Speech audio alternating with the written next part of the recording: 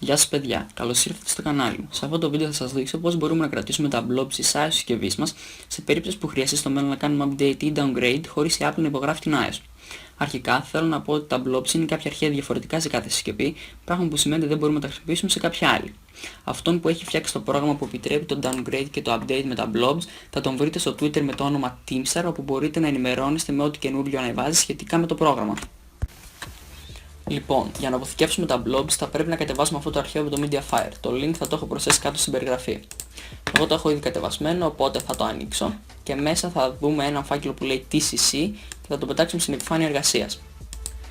Θα ανοίξουμε το φάκελο και θα ανοίξουμε μετά το αρχείο που λέει Command Text.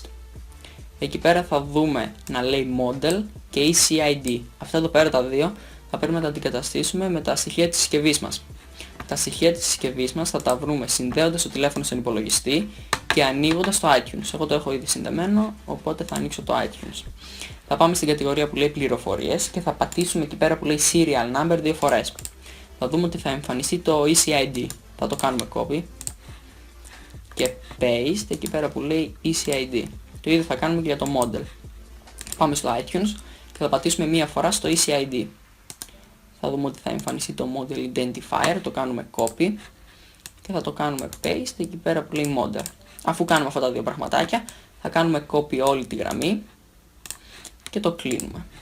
Don't save. Ωραία. Μετά στο φάκελο TCC θα πατήσουμε το Shift πατημένο και δεξί κλικ και θα ανοίξουμε το command. Θα πατήσουμε αυτό δηλαδή που λέει Open Command Window Here. Εδώ πέρα θα κάνουμε paste αυτό που αντιγράψαμε πριν και έτσι θα αντιγραφούν τα blobs. Λέει success εδώ πέρα, το κλείνουμε και τα blobs έχουν αποθηκευτεί μέσα στο φάκελο TCC. Λοιπόν, αυτή ήταν η διαδικασία, ήταν αρκετά απλή πιστεύω. Αν έχετε κάποια απορία μπορείτε να με ρωτήσετε κάτω στα σχόλια και ευχαρίστως να απαντήσω. Αν σας άρεσε το βίντεο κάντε ένα like και subscribe. Ευχαριστώ.